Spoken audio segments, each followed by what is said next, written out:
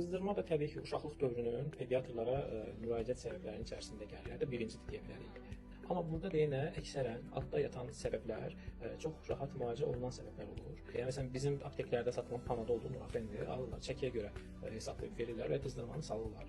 Dərmanlar bəli, yəni ibuprofen və parasetamol tərkibli preparatlarla, amma hansı dozada vermək lazım olduğunu mütləq şəkildə bir tibb işçisindən soruşmaq, tibb işçisindən kontrol olaraq həkimdən soruşmaq lazımdır. Çünki əczacının və ya orada çalışan bir satıcının dediyi yanlış ola bilər. Ən azından instruksiyaya bir baxsınlar. Başqa nə edə bilərlər? Dərman vasitəsindən var. Fiziki soyutma burada alternativ yox. Daha çox bastırırlar uşağın Bu üstünə. tamamilə yanlış bir şeydir. Çünki burada infeksion bir şeylə orqanizm mübarizə aparır və lori dildə belə deyək də, o bakteriyanı bəlkə də istiliklə məhv edəcək və bunu atmaq üçün də iki dənə yol var. Ya ağciyərlər vasitəsilə ya da dəridən atacaq. Siz uşağın üstünü çox örtdüyünüz zaman bu hərarətin çıxa biləcəyi yer və evaporasiya olmadığı üçün əksinə siz biraz da o prosesi dərinləşdirirsiniz. Öncəliklə bəli, ortaq temperaturuna gətirmək lazımdır uşağın olduğu müddətdə və orada üstünü açmaq lazımdır. Daha da irəli dönəmdə uşağın büküş nöqtələrini diz altına, qoltuq altına yaş belə deyək tənziflə və ya dəsmalla sürtmək ola bilər və ya üstünü tənziflə örtmək ola bilər. Tənzif niyə görə deyirik? Çünki yenə burada örtməliyik. Arada bir keçiricilik olmalı. Pərdə kimi bir şey. Sudan söhbət gedir. Dərdi var, belə spirtlə götürürlər.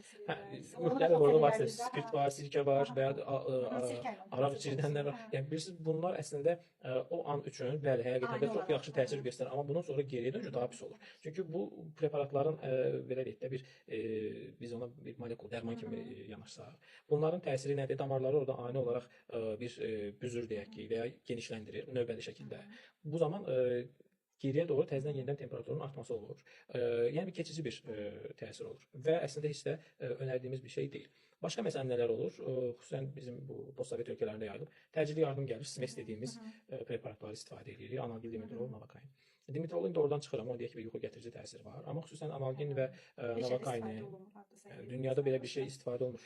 Bəzən Navakainin alternativlərini mən Türkiyədə görmüşdüm, istifadə edirlər, amma bunların niyə görə məsləhət görmürlər? Bunlar birbaşa olaraq infeksiya ilə mübarizə aparan hüceyrələrin yarandığı yerə, sümük iliyini depressiyaya salır. Siz orada bəlkə də bəli qızdırmanı qırırsınız, amma orqanizmin immun müqavimətini də dağıtmış olursunuz. Və bu uşaq əslində o bayaq dediyimiz zəif öskürən amma ciddi pnevmoniyası olan uşaq kimi daha dərin bir letal vəziyyətlə üzbəüz qala bilər. Xəritləşə bilər bəli. Evdə elədiyiniz şeylər bunlardır və həkimə nə vaxt aparar? İlk qızdırmadan aparın həkimə. 100 uşaqdan birində bu bəsit bir infeksiya olmuş. Yəni ya pnevmoniya olur, ya sizdiki yol infeksiyası olur, ya meningit olur ki, valideyn bunu tuta bilmir əslində. O 100 uşaqdan biri sizin uşağınız ola bilər. İlk qızdırmadan aparın, bir müayinə eləsin, baxsın. Heç bir şey yoxdursa, tamam, o zaman könül rahatlığı ilə gedin. Qıcolmalar falan da ola bilər. Ola bilər. Xüsusilə 2 yaşın altında qızdırmadan qıcolma olması bu risk yüksəkdir. 1 yaşın altında ümumiyyətlə bir dəfə belə epizod olsa 2 gün gözləmək məsələsi yoxdur. Mütləq aparın. Çünki 1 yaşın altında meningiti, pnevmoniyanı heç bir şəkildə ayırd edə bilmirik bəzən. Tamamilə müayinələrə qalır ümidimiz. Yəni həkimin fizikal müayinəsi belə yetərsiz olur orada.